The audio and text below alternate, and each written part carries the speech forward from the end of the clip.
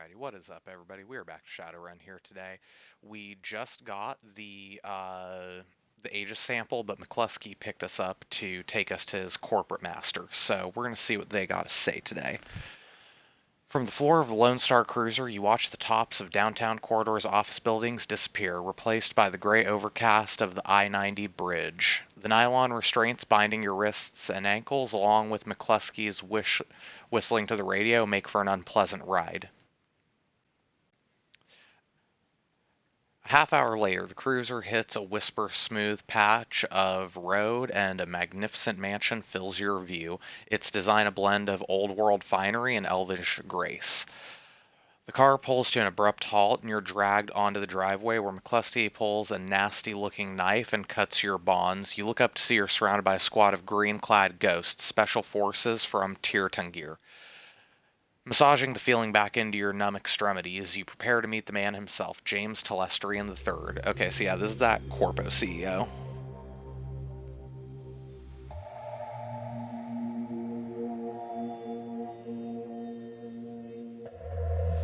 Alrighty. Just set something down real quick. Alrighty. See what this fool has to say.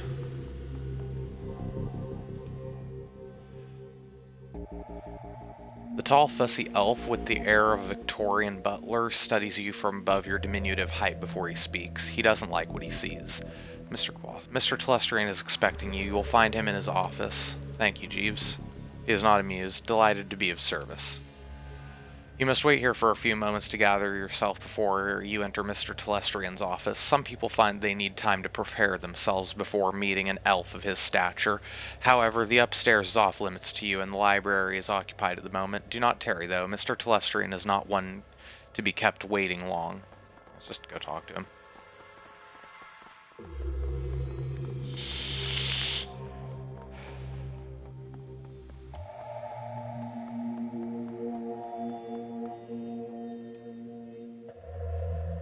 Alarnorn. There's a twinkle in Alarnorn's eye that wasn't there when you spoke to him at the Seamstresses Union. It's good to see you again. There is much to do. You run some pretty different circles, don't you, Alarnorn? I do not run at all, Doc. I go where I am needed. I am needed here. Seek me out after you've spoken to Mr. Telestrian. Perhaps I can be of service again. Okay, let's just go talk to the dude. Oh yeah, upstairs is office. I just missed where this dude's office is.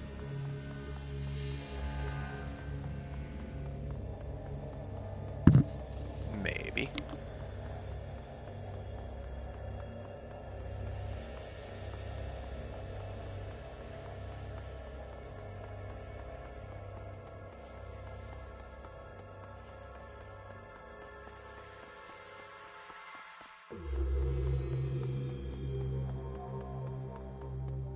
Oh, I think we found him. As you approach, James Telestrian III looks up from the computer screen built into the surface of his desk and assesses you, calculating cold. A practiced smile comes to his face. He vibes the kind of rich you don't get from Trivid. It's not the clothing or the trappings or the bow before your better's mansion. It's something else, the feeling that you're being categorized as a resource, as a liability, or as a pawn.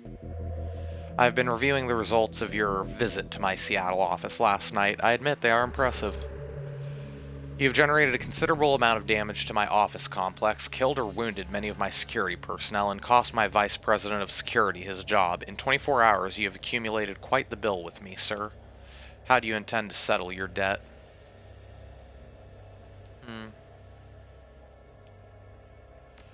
Would you take a check? I understand humor. I do not appreciate it, but understand its uses.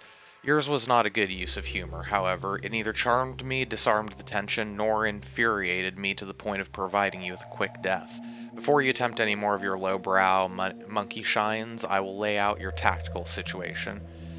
You have one piece of information with which you might use as a bargaining chip in the little time you have left to live. Why you took what you took. I'm interested to know why you and your team of criminals fought your way through my security teams up to my private office to access the Matrix and uncover the location of a simple research project. It goes like this. Your half-brother, Sam Watts, hired me to find his own killer. He had a dead man switch. When I find the killer, I get paid. You impress me, sir. My father's bastards are not intentionally not well known, even to themselves. Nevertheless, I fail to see the connection between this Sam Watts death and a raid on one of my corporate office buildings. There's no connection between the research project and the dead man that I'm aware of. Sam was killed by your half-sister Jessica. Jessica is protected by giant bugs. Aegis kills giant bugs. Kill the bugs, kill Jessica, get paid. I find your bluntness somehow refreshing. He touches the button on his desk. Mr. Quoth, please ask my daughter to join us. The young pretty elf has dark circles under her eyes and a haunted expression on her face. She recognizes you instantly. It's you. You're the man who helped me escape from the Universal Brotherhood. How did you get here? Mr. Telestrian cuts in quick. Thank you, Mara Louise. You have confirmed the identity of your rescuer and given me reason to forgive him for his trespasses against me. She looks hungry for your help. I'm glad you're here. Good to see you get out okay. I'm not okay. I can't sleep at all. I'm afraid that this is all a dream, and I'll wake up there and still be with the bugs. You can relax, Mara Louise. You are safe. It is over. No, it won't be over until they're all dead, she shudders. You didn't see them. You don't understand. You and those men you flew in here, all you do is talk. It's like you just form a committee. I knew someone had to take action. That's why I got Hakim involved. The already cold exterior of James Telestrian III turns to ice. I see. It was you and your crippled little friend who leaked Aegis to this man. We will speak of it later, in private. Now then, Doc, there are people I wish you to meet. The committee, my daughter alluded to. It is a rare opportunity for a man of the streets such as yourself. I urge you to behave well. We will adjourn to the library. Sounds like I don't have much of a choice. Not if you wish to draw another breath.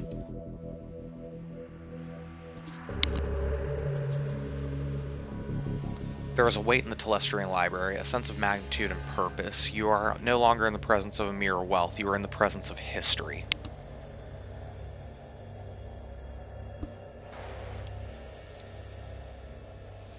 Ladies and gentlemen, this is Doc. He is the dwarf who saved my daughter and the only one who has faced our enemy in combat.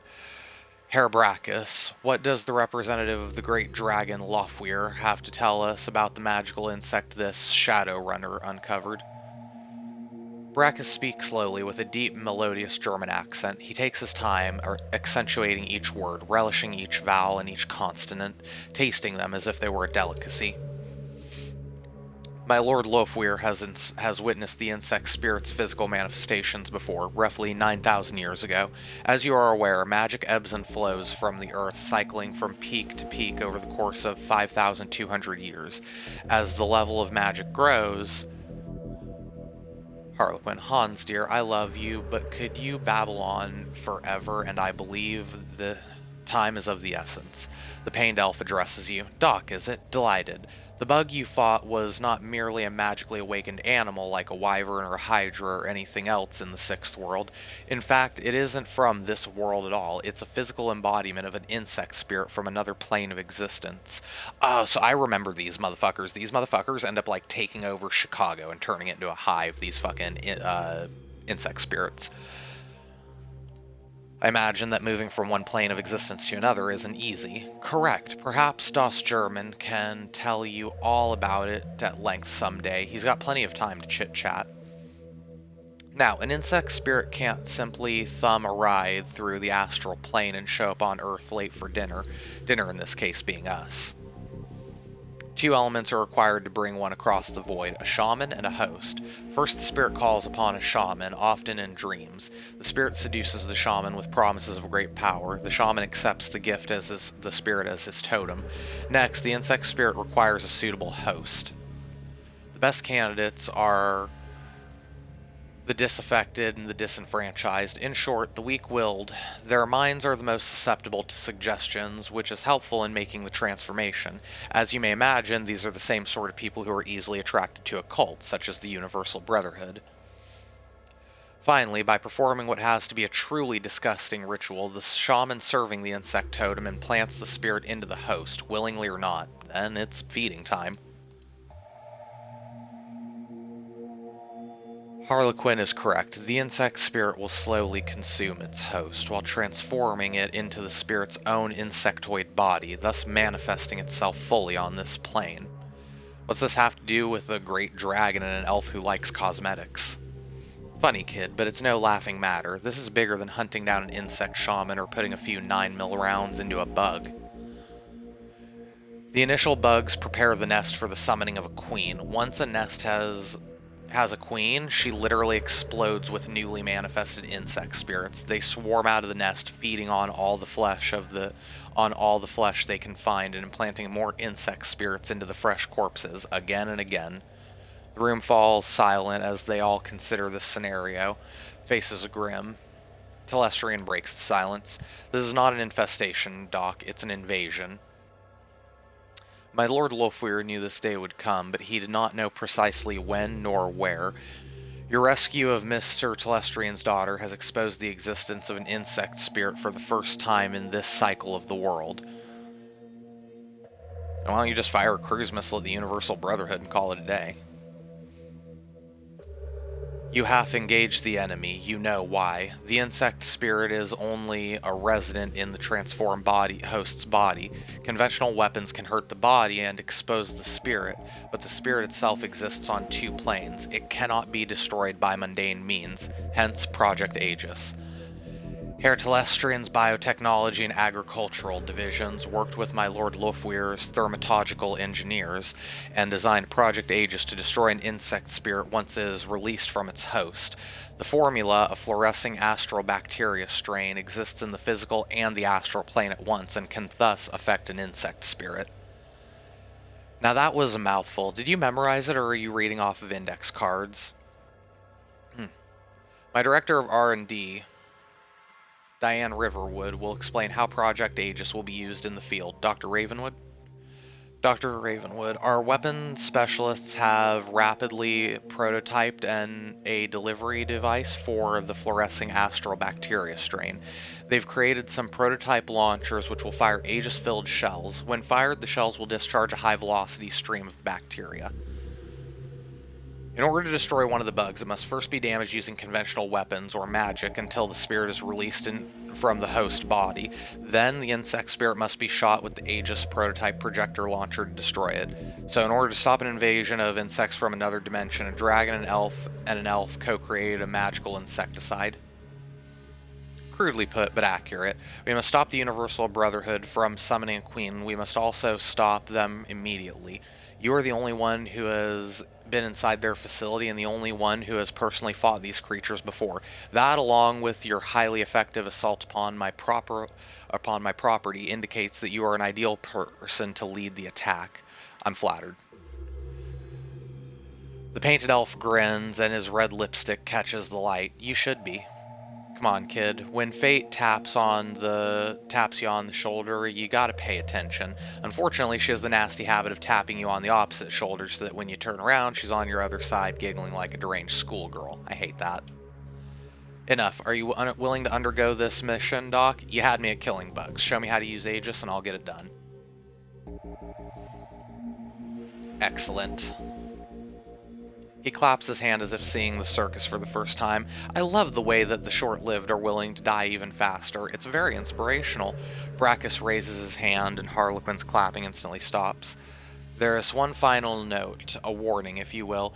You have seen the danger the insects represent, but you have not witnessed the shaman's power. The shaman must tap into a powerful source of magic in order to summon a queen. We do not know what abilities that power source will grant, but beware of the insects. But do not underestimate the shaman. Hey, don't scare the kid, Hansel. We still need him to go on the mission. By the way, I'm coming with you, Doc. I wouldn't mind seeing these creatures for myself. I missed him last time. Telestrian will bankroll you so you can hire the rest of the team. Find me when you're ready to go and we'll bug right out of here. He sighs. Yes, speak with Harlequin when you are ready to depart. If you wish to acquire any additional supplies for Your mission, find my assistant, Quoth. He is highly resourceful. Okay, let's find this nerd, see if we want to buy anything in the higher team.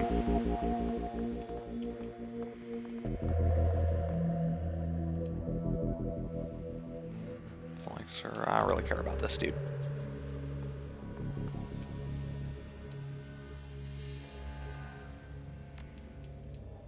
I'm good.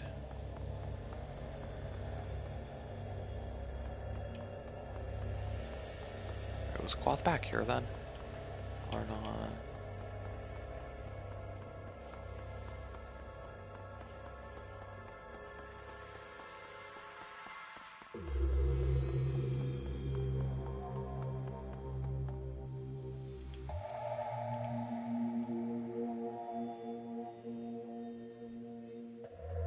You're gonna die, asshole. Maybe, but I'm gonna live first. You'll still die screaming. Dude, I hope I get to kill that motherfucker. Fuck McCluskey. Me and all my homies hate McCluskey. When he dies, we will laugh. Okay, here he is. Let's see what you got to sell.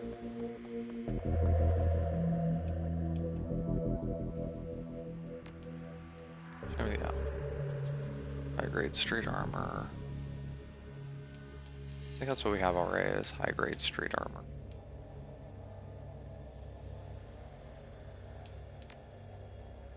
Alright, show me here.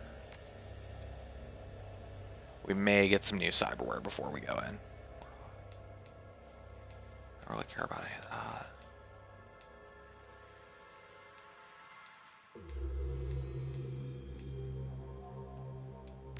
No, we don't really care about any of this. Actually, see if he's got a better melee weapon.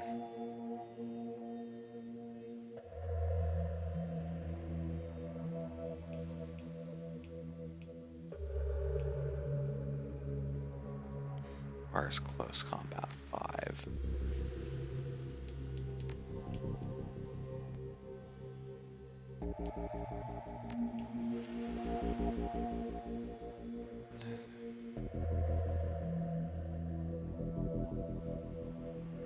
+1 strength, +5 HP. One right there.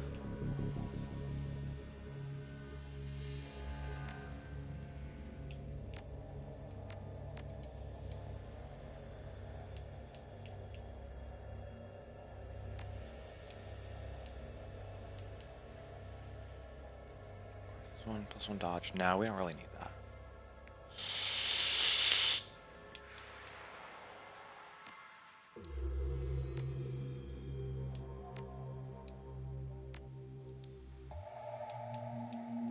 Oh, okay. That's fair.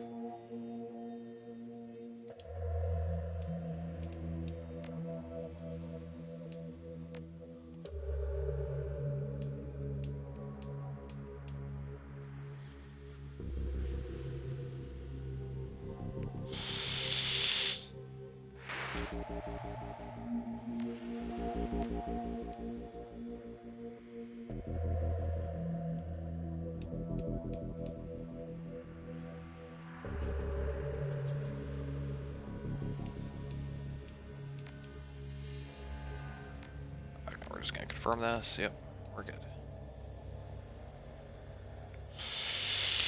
Go for the streets. Have cyberware slot filled by every type. Okay. Alright, let's hire a crew and get going.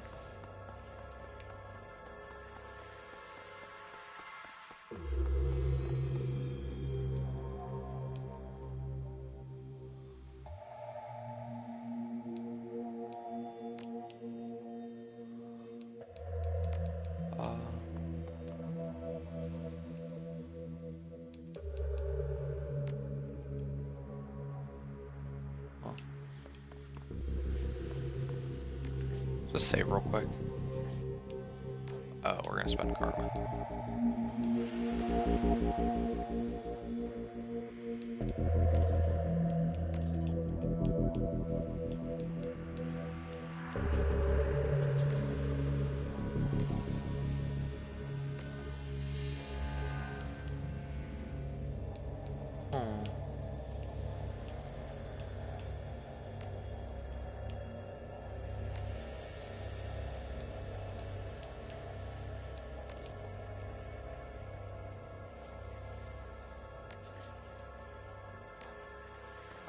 used all our karma. Right, let's just see. One sec. I'll be back. Just save real quick just in case we mess up.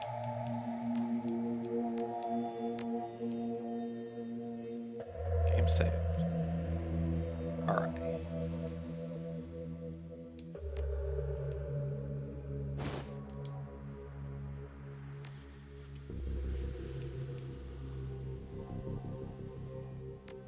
We're gonna take that off.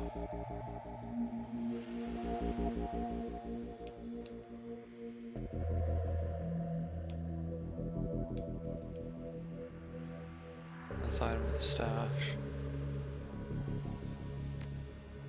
Confirm.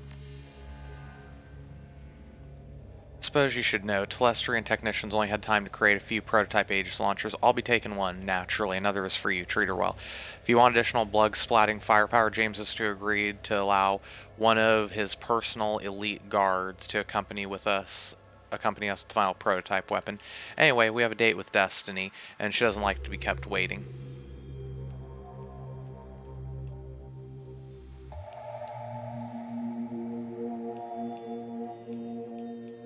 Okay, we want you.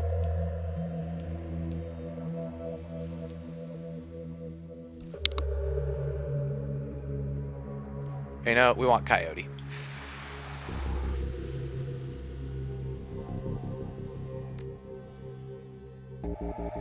Yep, we're ready.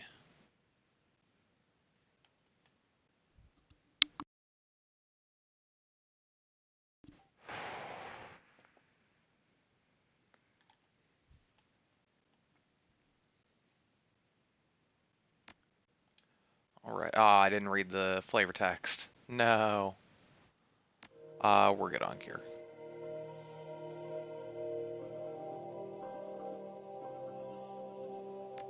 Let's go, we're ready.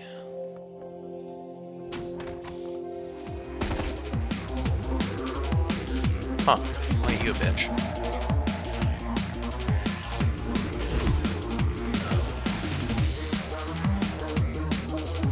Alrighty.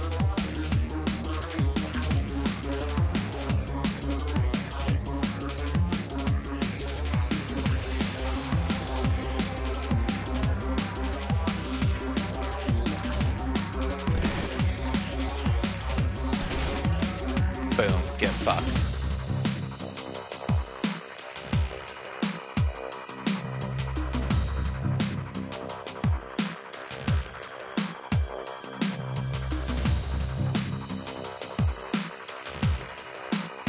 Okay, so you're a mage.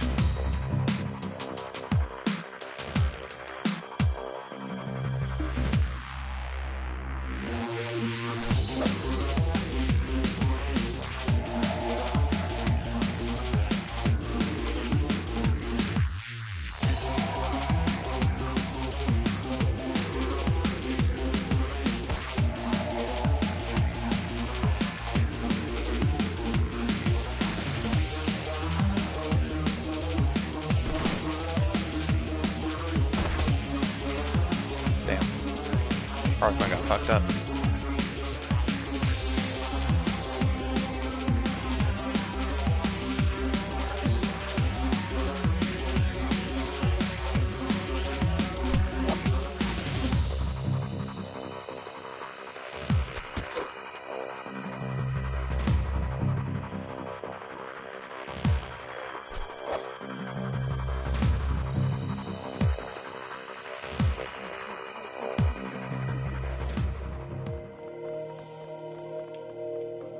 Locked, open door. We're gonna explore this place before we go to the transitional space.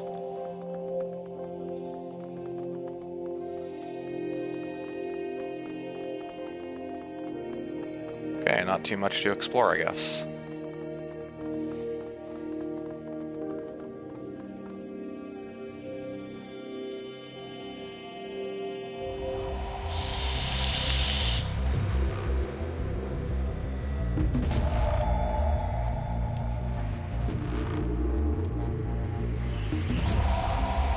Okay, why am I playing as Harlequin?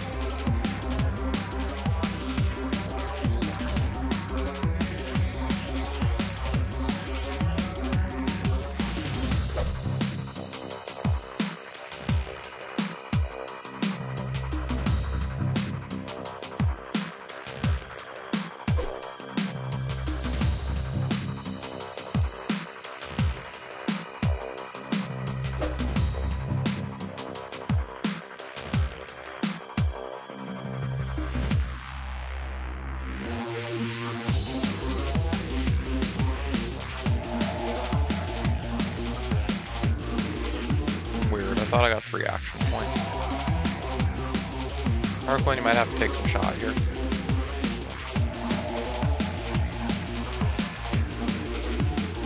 Oh no, you guys ain't getting away.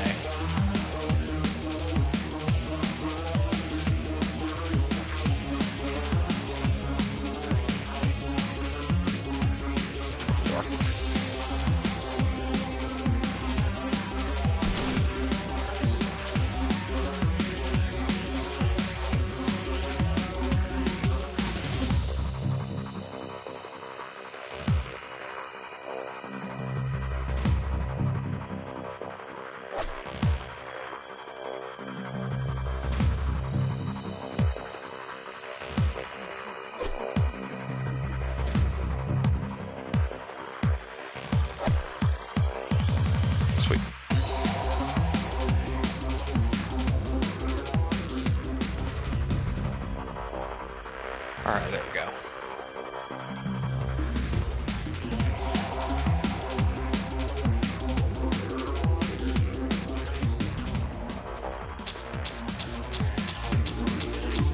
That's cheating. That bug cheated.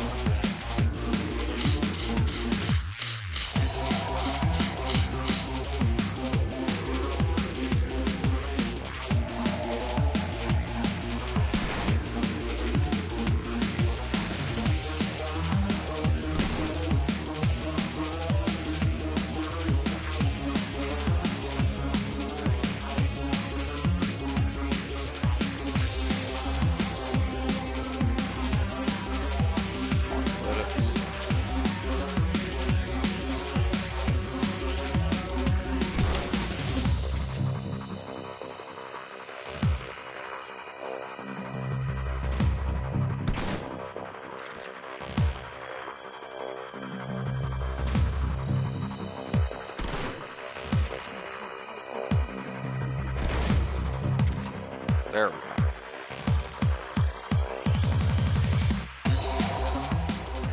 There we go. Alright.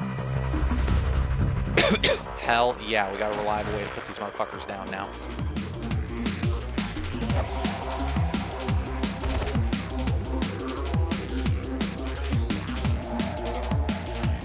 Oh, you raggedy ass bitches. It's not what I meant to do, but it's what I did.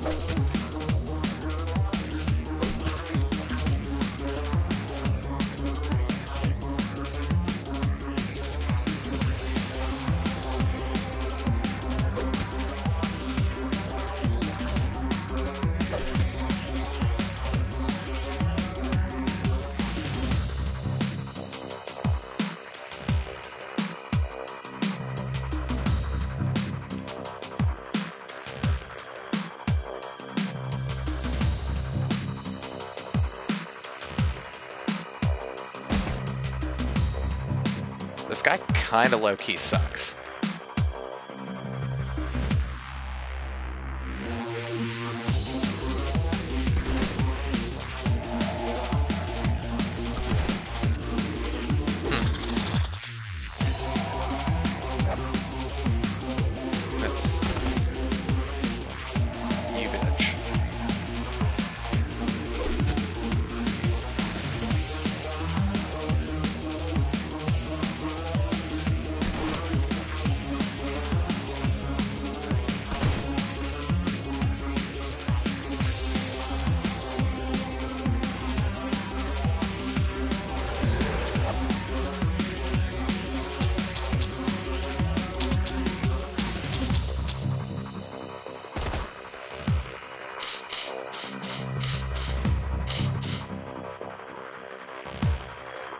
Now we know what to do. We have to use our Aegis launcher.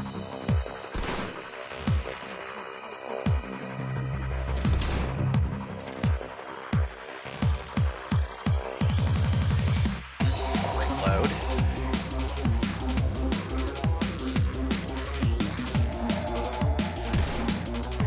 That's not who I meant to shoot.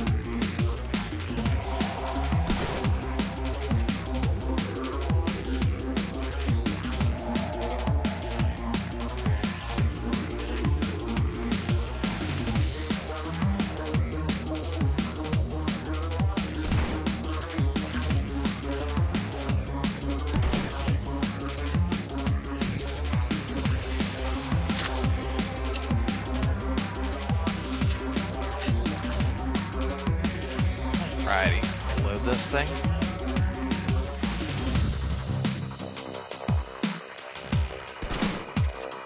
Dude, I was gonna say blast this fool.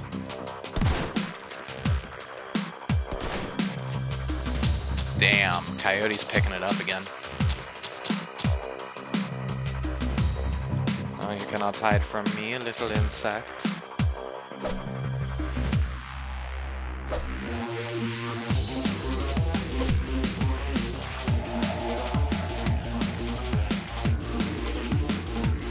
Harlequin, you're a melee specialist like me.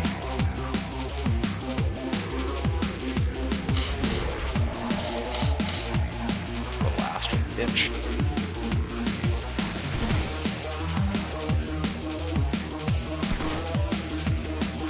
Missed! You missed.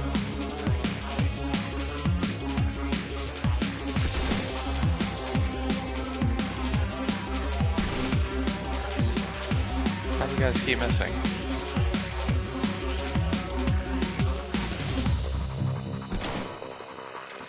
There we go. Now the ghost is starting to pick it back up. 2 hits in a row. I'll take it, buddy.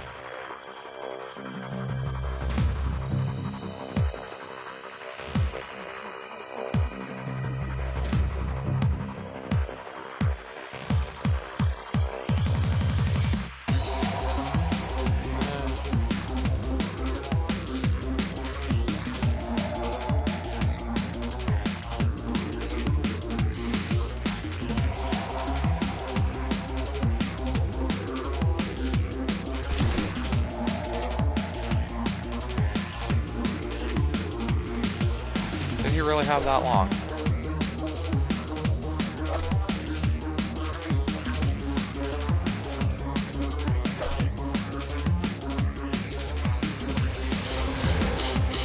I should relearn that shit.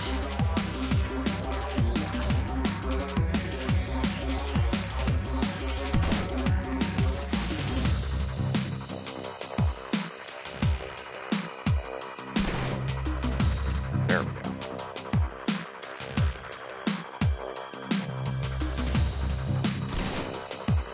There we go.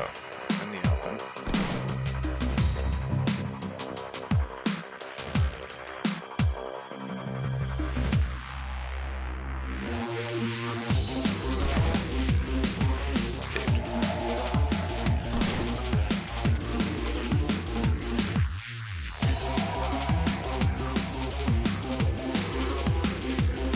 Dude.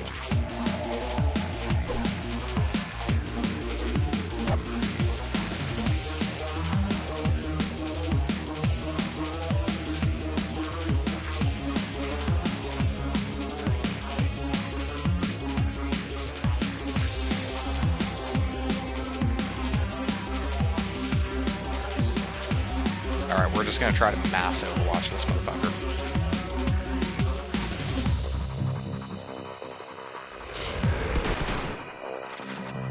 There we go.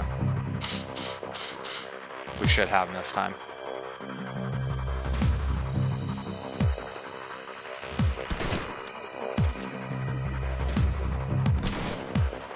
There we go, we got him.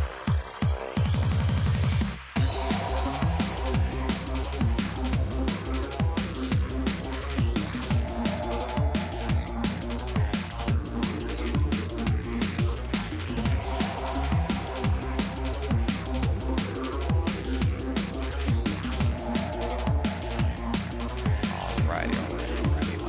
this guy, we want to go start working on flank watch over here.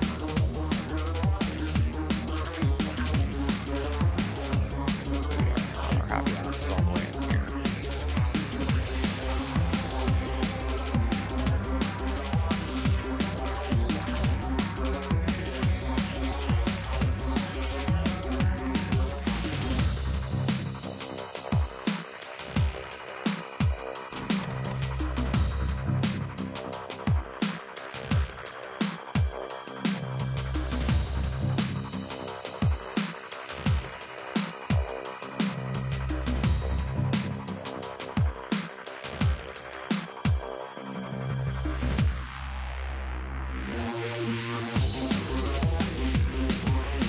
God, down yonder.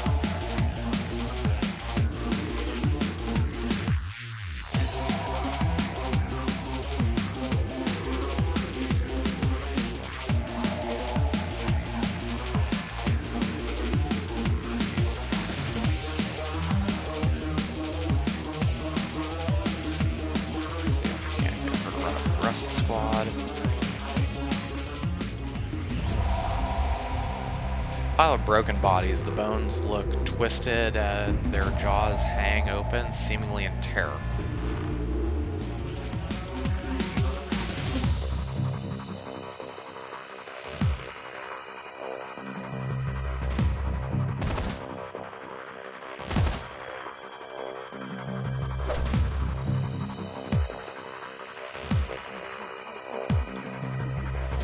Let's go right there.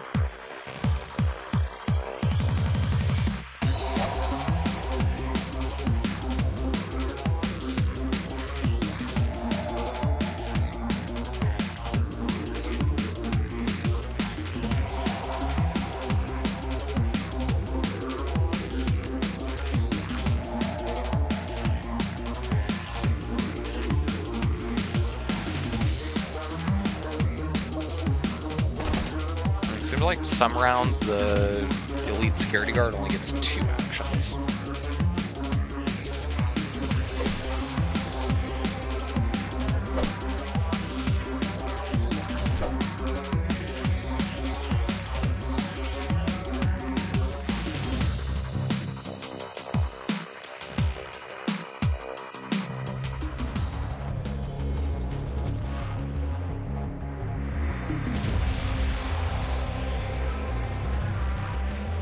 That was this room. Any other ways to go? No.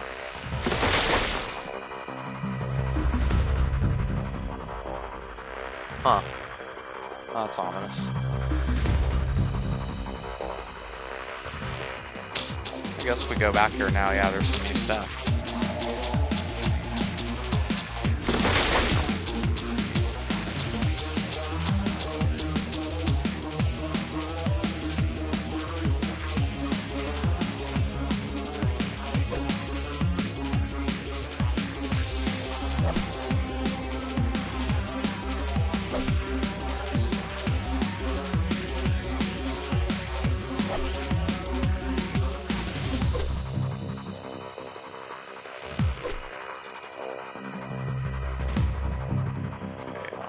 Go over here.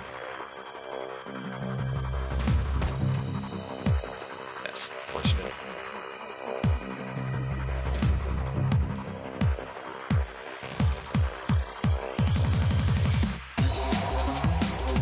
You can go up here and get working on the other one.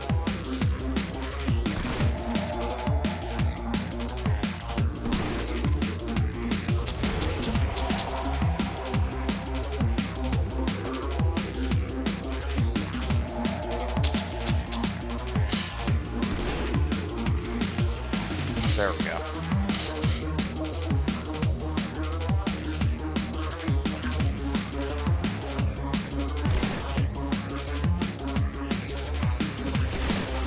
Again. Ah, you missed. You son of a biscuit. What's that?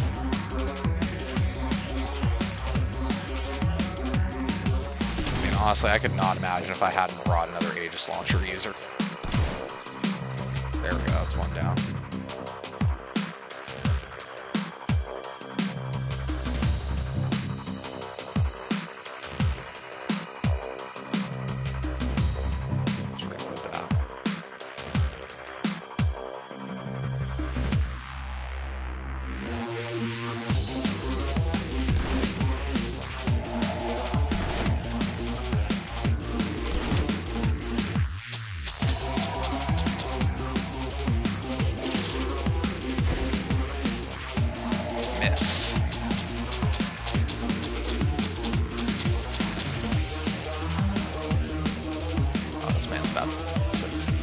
die.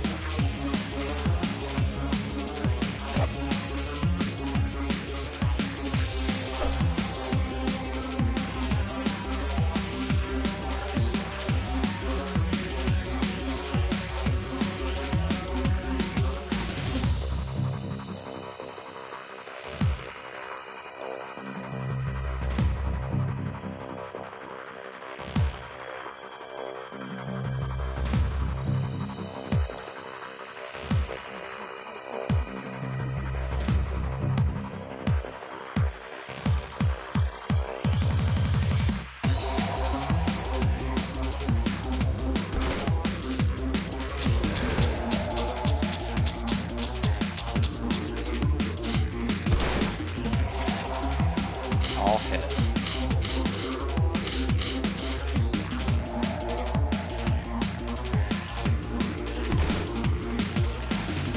Dead. Reload. Reload.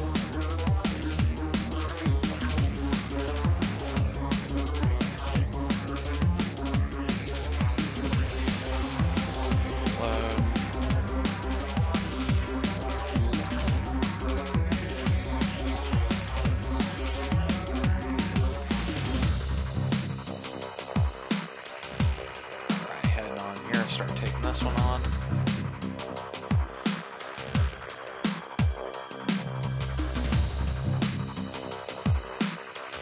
I'm just gonna have you reload. You're our third Aegis launcher user, that's what you do.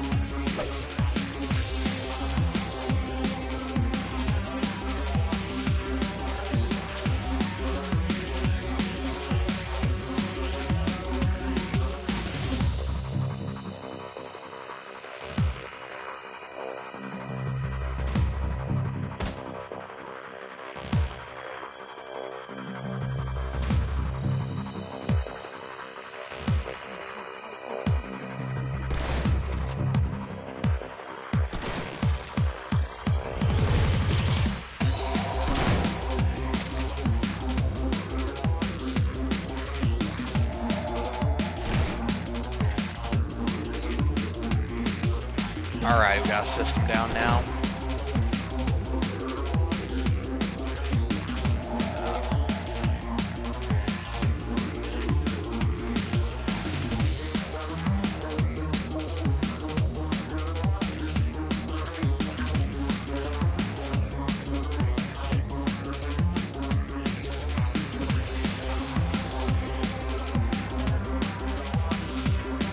We're going to use you for some light reconnaissance.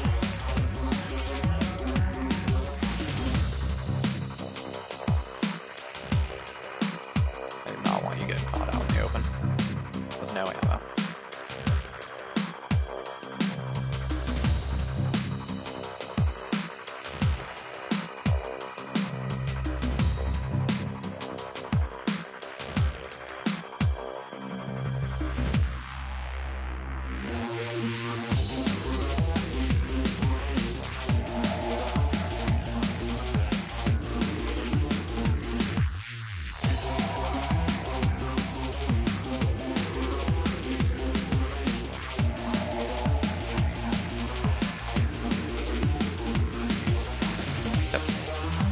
Beachhead, so to speak. We'll just get you all the way over here. Just gonna transition.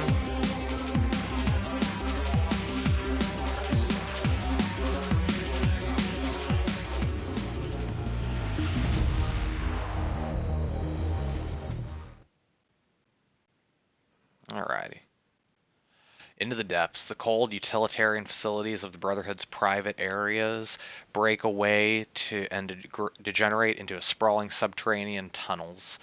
Tunnels that were not crafted by the hands of man. The air is foul with the smell of decaying flesh and something else, a rank, stinking acid bite that hits nose and eyes hard.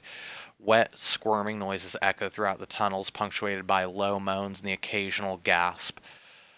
For what, you can't tell. One thing you can tell, though, Aegis works. You shoulder your launcher and keep going.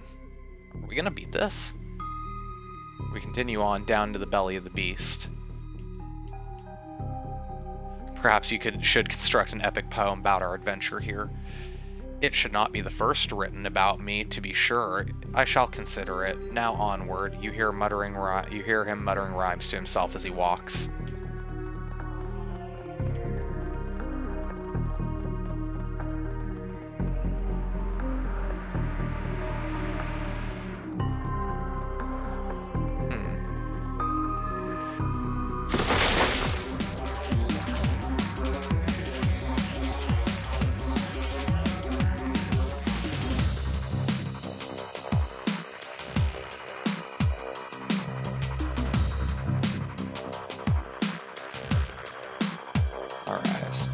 Sword time.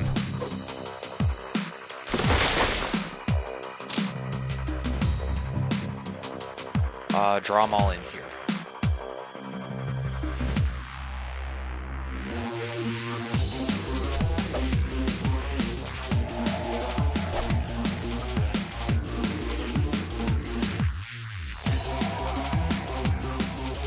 Two AP right here.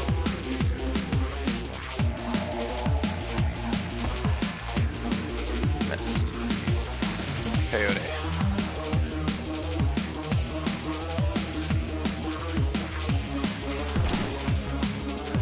Hit him. You suck.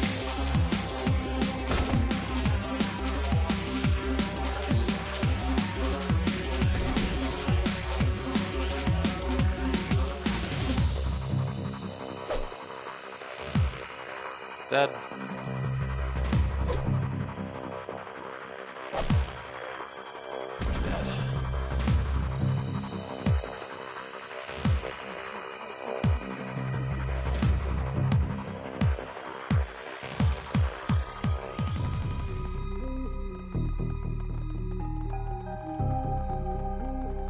Okay, that works. Can we go this way and I'm just not fine? There we go. Okay. Alright, it all just leads back to here. Got it. Huh, thought those bugs were gonna roll up on us, but never mind. Locked. Oh boy, a nerd. Are you literally... Okay, I was gonna say, are you literally the only one? Because you're about to have a horrible time.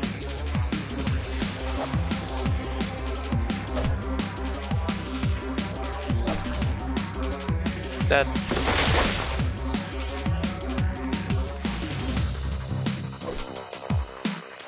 Hit.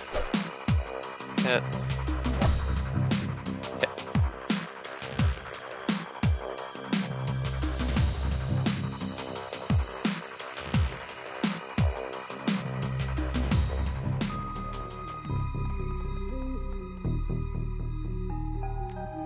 Manage. Coyote in case you go down.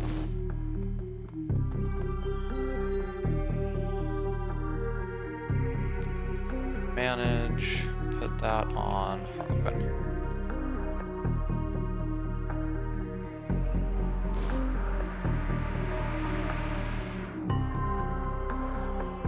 Premium medkit, manage, we're gonna put that on me. Found a nice little stockpile of stuff here. Premium medkit, we're gonna put that on me again.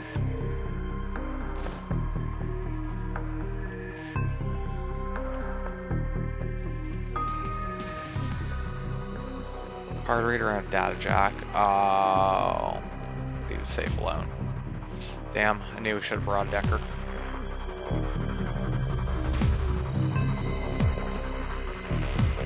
Fair enough, let's go. Yep, we will continue to the new location. The bug shaman, a rhythmic thrumming punctuates the air, passing through you, vibrating your lungs in your chest, and making it hard to breathe. It's an electricity that makes the hair on your skin stand up in protest. Ahead you hear the sounds of chanting, accented by the moist wriggling of the larva. There are low rumbles too, stone on stone. The sense of imminence is everywhere. Something is coming and it has to be stopped. Alrighty, let's shut these fools down.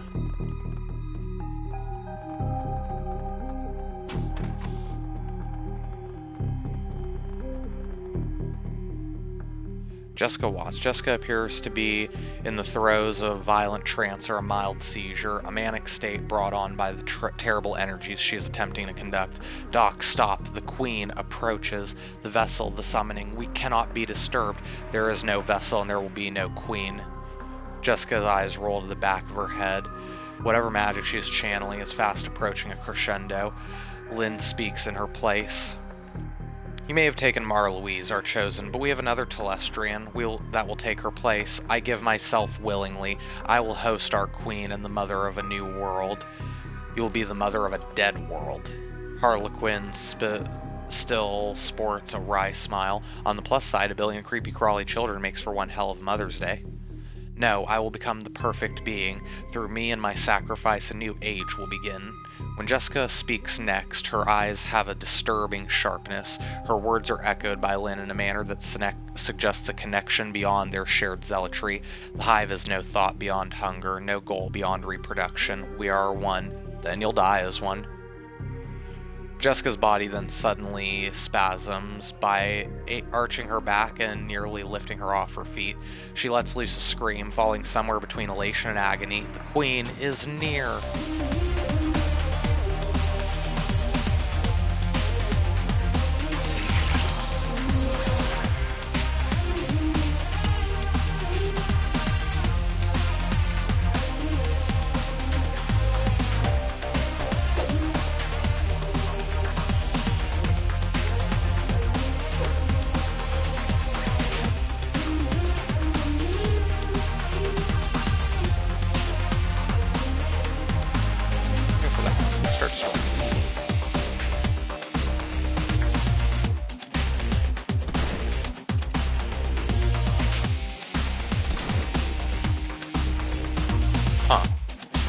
That's unfortunate.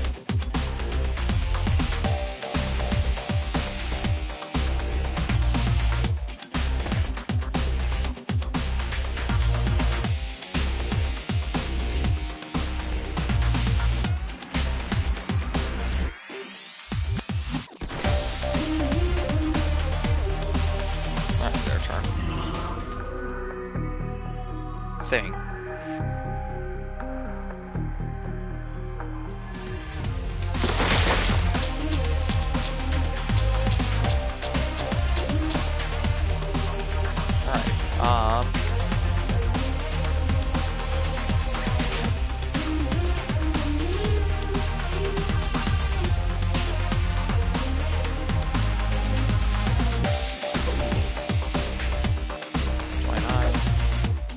How does she have so much health? Oh lordy. Start power, pile on.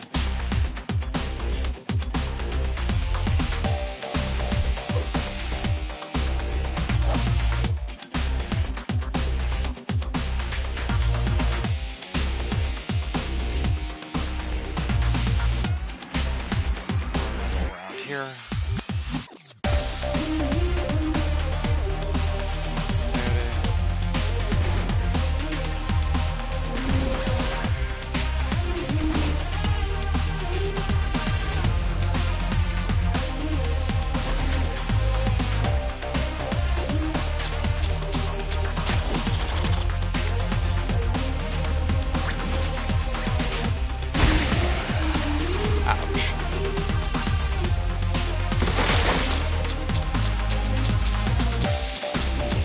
Ouch, ouch, ouch.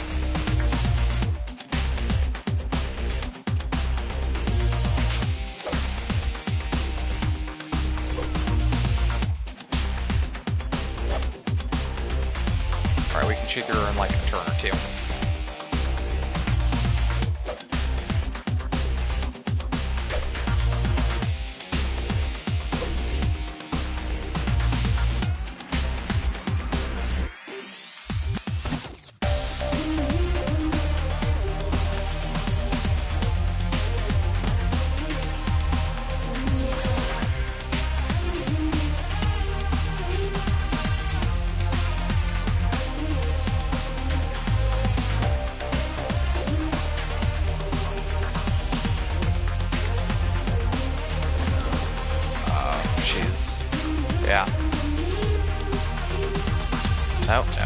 Jessica.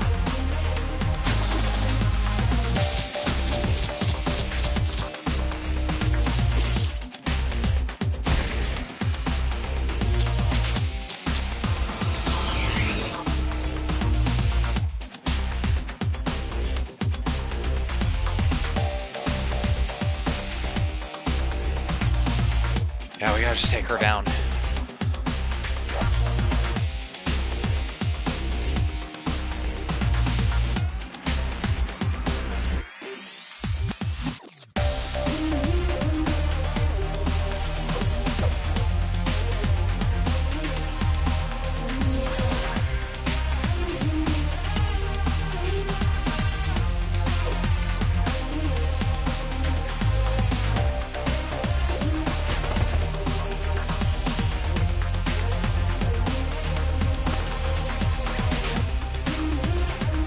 Starting to pull up.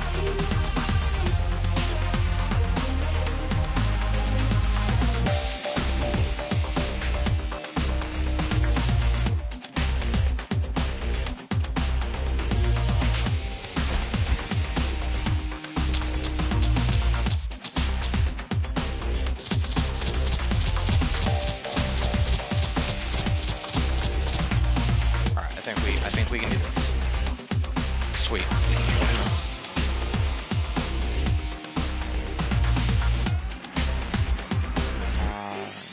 Basic attacks.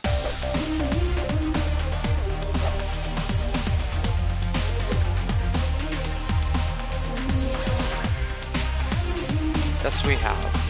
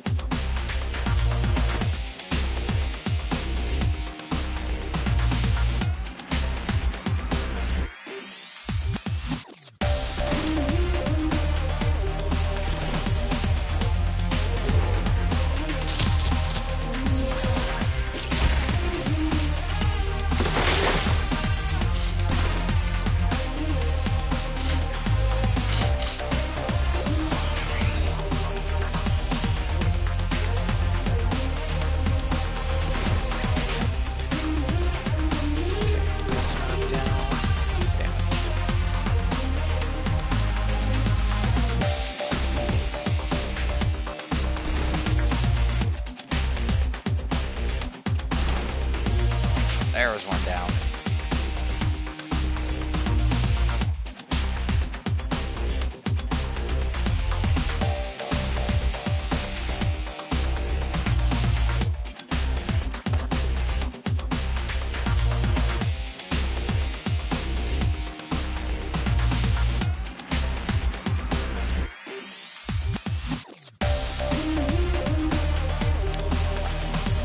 Let's go down.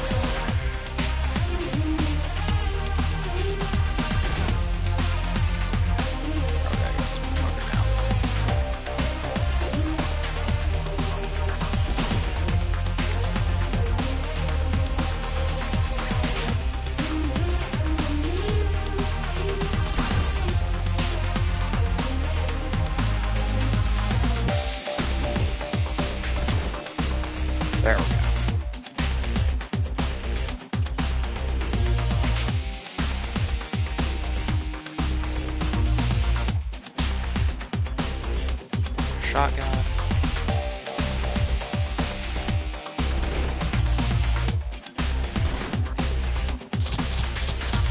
Stacking that damage.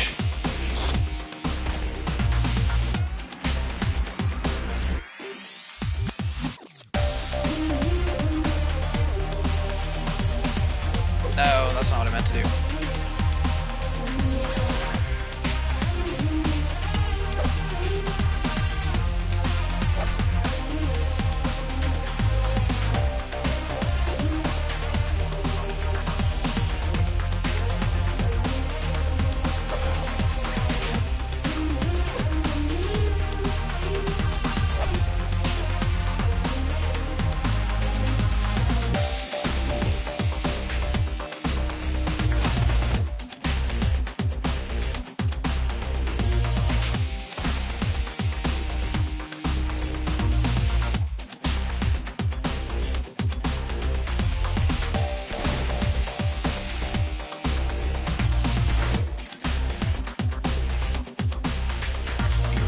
Shots from there, so we're gonna move you up here.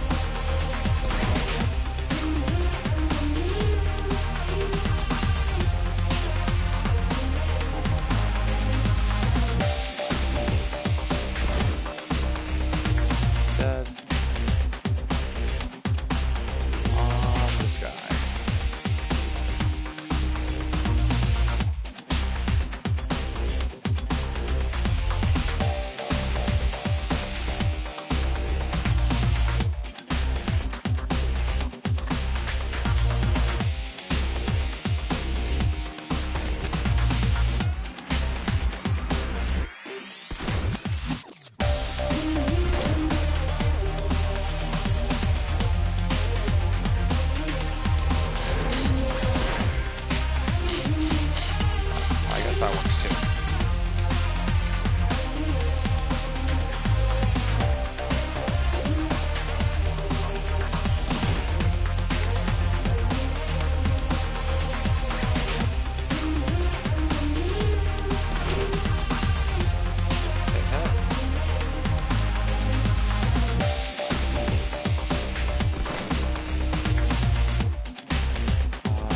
Reload.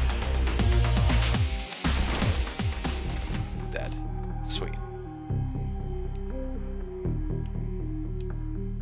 Alright, cutscene time.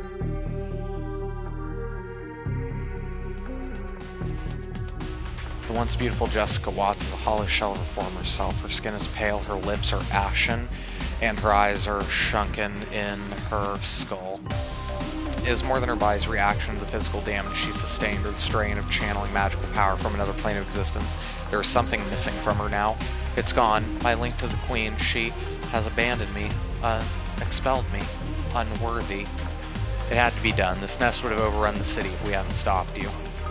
She shakes her head weakly, her body slumped as if it might fold itself onto the ground. You don't understand. There are nests everywhere in every major city. It is only a matter of time. Tears run down her face. Oh God, what have I done? And Sam. I'm so sorry, Sam.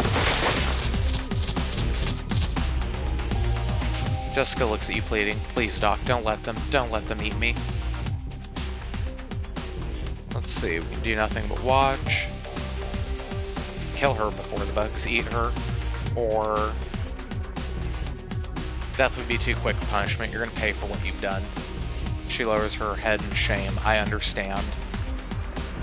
No one is above the law. Take Jessica Watts with you to face justice. Alright, we decided the fate of Sam Watts' killer. Out of the shadows, you emerge from the Universal Brotherhood chapter house momentarily blinded by the bright lights of the Lone Star perimeter surrounding the exit. Despite the clean night air, the stench of ichor and decay clings to you, a smell that may never fully go away. You drop your Aegis-filled shotgun and it's quickly spirited away by one of Telestrian's minions. Weapons are slowly lowered as you step out onto the street. The order coming from Detective McCluskey himself. You can see James Telestrian just nearby, pulling his strings. It's over. Jessica Watts has been dealt with, and Sam has his justice. The dead man's deed is done, and all you need to do now is make a phone call, and it ends. Alrighty. James Telestrian.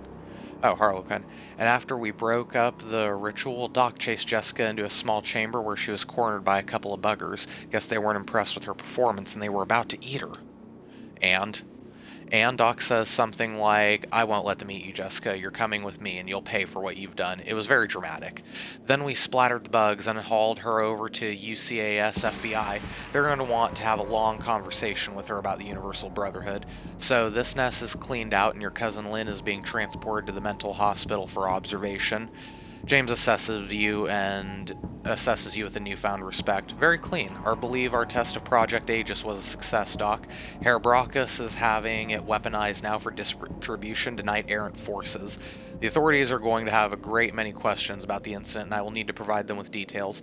The Universal Brotherhood has a great many chapter houses, and they must be dealt with immediately. And what about me?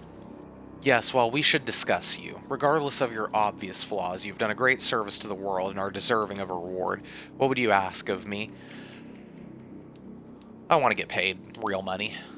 He smiles an icy smile. I would expect no less from you. Mr. Quoth, please place a substantial bonus on our friend's cred stick. A bonus of such size that additional negotiations are unnecessary. I have no interest in furthering our relationship. Yes, sir. He takes your cred stick and slots it into his PDA. Looks like you two are best buddies now. Bullshit. That's that. Coyote, guess that's it, huh? You just captured Sam's killer and now she'll get her justice? Guess so. Tough week, huh? I've had worse. I bet. Coyote grins the first time. Well, I'm gonna go grab Paco and head back to the Union, maybe watch a Trid or something, and I could use a long shower too after that. Could learn the business, take over for Mrs. Kubota someday. She gets a twinkle in her eye. Someday maybe, when the rest of my body is made of metal too, but not today. Today, I run the shadows, get paid dirty. See you around, Doc. You're quite the guy. I can honestly say I've never met a dwarf quite like you. Well, alrighty. Well, I guess it's time for us to just get out of here. Right off into the sunset, as it were. Oh, no. I guess we gotta talk to more people. What's our goal? Out of the shadows, speak James. Guess we got some karma to spend. Might as well. Strength, we'll go. That. Strength. And we'll go that. Alright, let's see what Durston has to say. The little coroner is surprised to see you, but can't hide his delight. Hey, Doc, I was wondering if I was going to see you again. I guess I shouldn't be surprised to find you here. Just making more work for you. Thanks, but I prefer more natural causes of death. He pops his eyebrow, eager. You know, it's all over the Trivid, right? They found the Emerald City Ripper dead at some asylum out in Sonomish, of all places. Turns out he was masquerading as the head administrator or something. They found him dead from some sort of vigilante attack. He leans in and whispers conspiratorially. You wouldn't happen to know anything about that, would you? Why, Mr. Dresden, I have no idea what you mean. Dresden winks. That's what I thought. Well, no one can say he didn't have it coming, am I right? He frowns at himself. That was double negative. So, the big question, what about the dead man's switch? Now that the Ripper's dead, are you going to go collect? Damn right I'm going to go collect. Excellent. I'm sure you deserve it. How do you collect? I was told to get a secure line call the number Sam gave me. Can't use my comlink. He brightens. Lone Star's emergency response team set up a phone line right here to coordinate their efforts. I can authorize you to use it. Thanks, Dresden. Don't mention it. Take care, Doc. Alrighty, so now we talk. The phone before you has a single numerical keypad. You can use it to call Sam's law firm and cash in on the dead man's switch. Call law firm and finish the job. You tap the phone number Sam's lawyer gave you days ago. The phone rings 7 times before someone finally answers. The image of the lawyer on the other end of the vid phone is noticeably different from the one you saw a few days ago. The noise in the background seems like it's coming from a bar. Sam's lawyer, yeah, he squints and phone reconciliation appears on his face. Oh, hey, it's you, Doc, right? So you got Sam's killer, huh? Yeah, I got Sam's killer. That's great. Hang on, let me slot Sam's vid for you. He fumbles for a moment and the camera jerks crazily, then goes to static and is replaced by Sam. Good old Sam. Sam still looks like Drek. Sam's clothes, same as background. Probably shot at the same time as the first video. Hey buddy, looking good, he giggles. If you're calling this number, that means the job is done, right? He closes his eyes, shakes his head. Congratulations, amigo. I knew you'd do it. You were always the dependable one, more than me anyway. He looks at you, trying to speak soberly. I just want to say thanks for whatever you did. It means a lot. Not even knowing what you did, it still means a lot. Because I know you did something. You know what I mean? You know what I mean? I know you made it right somehow. He pauses, his head tilts his head back. His breath hitches from his chest. You're the only one who ever you're the only one who ever tried to help me, ever. Except my sister. She tried more than once. She tried. I never let her, though. Never let her in, and I regret that a lot. Did I ever tell you about her? We're twins. Well, we're twins, I guess. You're still a twin after one of you dies, right? I don't know. Doesn't matter, I guess. He sighs. Good. Listen, do me a favor, will you? If you talk to her, her name is Jessica, tell her I'm sorry, okay? For everything. She'll know what I mean. She's Catholic, so she'll forgive me. I need her to forgive me. Just tell her I love her. He straightens himself up, shakes it off with a grin, and with a grin is back. Anyway, you need to get paid, which would be great except for one thing. I got nothing. Never did. You know how it is, right? Sorry, buddy, but hey, thanks again for giving a crap. Seriously, I appreciate it. Tell you what, if you feel sore about it, look at my family background for a bit. There's got to be people with money in there somewhere. Maybe one of them can throw you a few bucks. Take care, amigo. See you in hell. You son of a bitch. Well, ain't that a kick in the pants? He reaches forward and shuts off the camera. The vid screen goes static and the call ends. There's a moment of silence and then you feel a tug on your jacket. It's Dresden. So, what did he say? Thank you, Dresden. He just said thank you. Well, that's a son of a bitch. The Emerald City Rippers are sensationalized for several weeks. Lurid reports focus on the killer masquerading as an administrator of Mercy Mental Hospital. Soon after, pop singer Mariah Mercurial is cast as the lead in Dr. Ripper, a terrific thriller about a reporter who goes undercover as a mental patient to uncover a serial killer. Seattle News shot report a shootout of a chapter house of the Universal Brotherhood. Witnesses claim that a gang of religious fanatics stormed the building for unknown reasons, but committed suicide before they could have captured it. All mention of insect spirits James Telestri III or Shadowrunners are kept out of the news.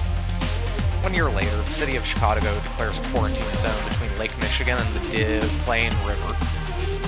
Officially, Chicago Containment Zone is established to fight an unknown outbreak of an infectious virus, but an infestation of insect spirits is suspected by those who know. A mature form of Project Aegis called FABS-3 is eventually deployed to remove the bug threat from Chicago. The Watts family name has since been lost to the shadows. Well shit, that was really cool. I enjoyed that. So next time we'll be starting the next Shadowrun game, Dragonfall. Thank you to everybody who watched this. Have a wonderful day, and I hope you enjoyed this playthrough as much as I did.